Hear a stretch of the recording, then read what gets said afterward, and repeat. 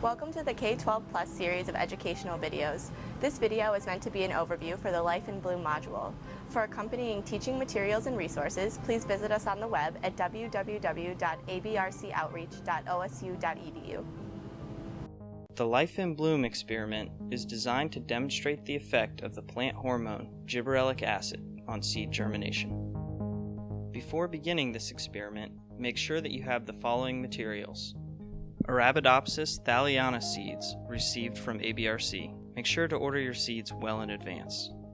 Petri dishes, filter paper, water, GA solution, toothpicks, wax paper, micropore tape or parafilm, aluminum foil, a microscope or magnifying glass, masking tape, and pens. This experiment is designed to take 9 days. It's best to start the experiment on a Thursday so that plates can be removed from cold treatment on Sunday and students can count their results starting on Monday and finishing on Friday. Print out a copy of the Petri dish template. Cut the template where indicated. Divide students into 4 groups. Give each group a different piece of the template. There are 4 separate treatments in this experiment. Groups will create 3 replicates for each treatment. Have each group label 3 pieces of filter paper using the information from their template as well as the current date and replicate number.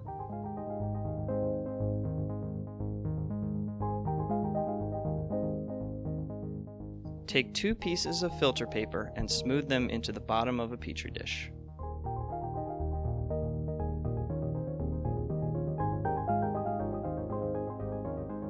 Next, stack one of the labeled pieces of filter paper on top of a blank piece of filter paper.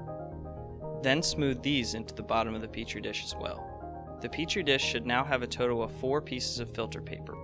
Each group should repeat this process, making a total of 3 replicates for their corresponding treatment. Groups 1 and 3 should soak the filter paper in each of their Petri dishes with water. Pour any excess water into the waste bucket.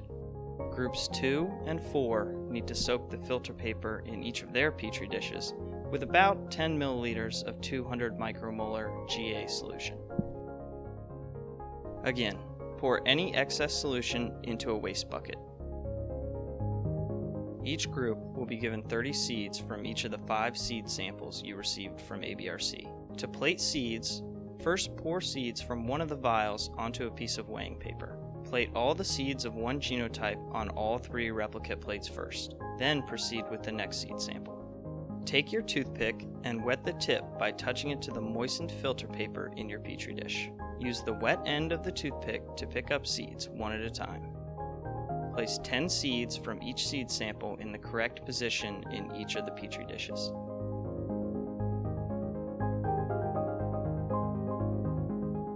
Place a lid on each completed Petri dish. Wrap your Petri dish with parafilm or micropore tape. Be very careful when moving completed Petri dishes to prevent the seeds from moving out of their intended positions.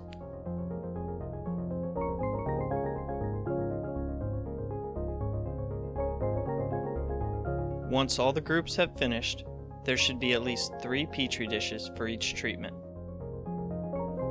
Wrap the completed Petri dishes with aluminum foil.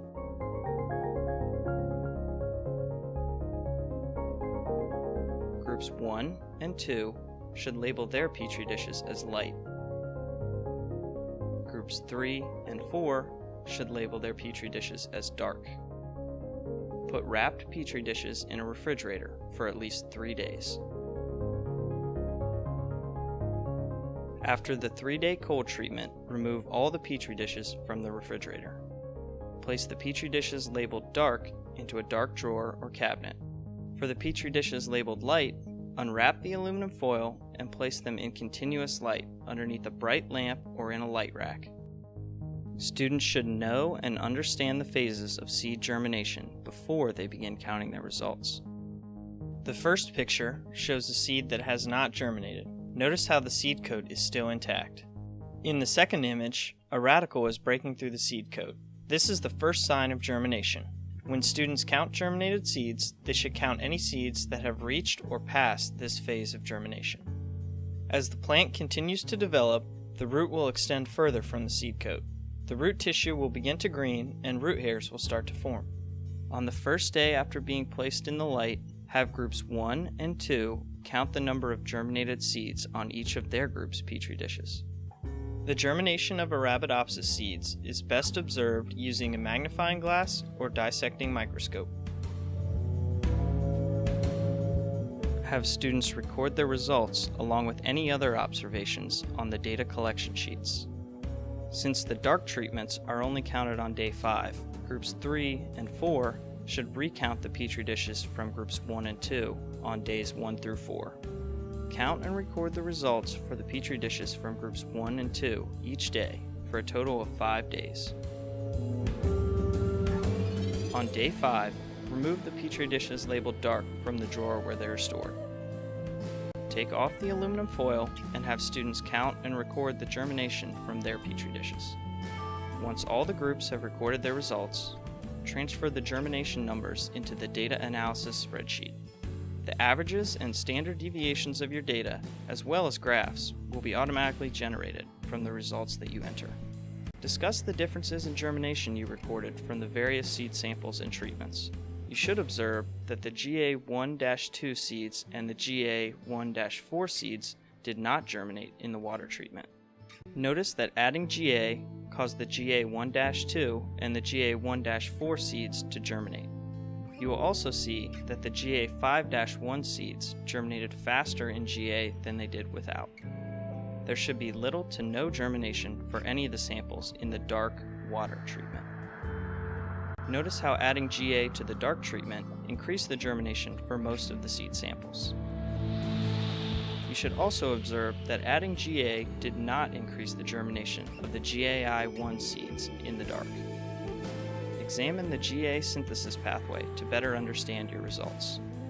The GA1-2 and GA1-4 seeds have a mutation at the beginning of the synthesis pathway, preventing the plant from producing any GA on its own. GA5-1 has a mutation in the later stages of the pathway, suggesting that either earlier precursors are able to affect germination, or that this mutation does not entirely block the synthesis of GA1 or GA4. The GAI1 mutation does not affect GA synthesis at all. Rather, this mutation disrupts the signaling pathway for GA. In normal germination, a complex of proteins called the DELA complex prevent germination. GA binds with the DELA complex and initiates degradation. Once this complex has been degraded, the genes that it suppressed are activated and germination can begin. The mutation in the GAI1 gene stabilizes the DELA protein complex, preventing or reducing the ability of GA to induce degradation. The GAI-1 seeds germinated in the light. Light is required to activate GA synthesis. This is why the first 4 seed samples only germinated in the dark if you added GA. Adding GA to the GAI1 seeds did not rescue germination in the dark. Why do you think GAI1 seeds germinated in the light but not in the dark? Discuss your ideas with your classmates. For more information on performing this module, including teaching resources and analysis tools, please visit us at www.abrcoutreach.osu.edu.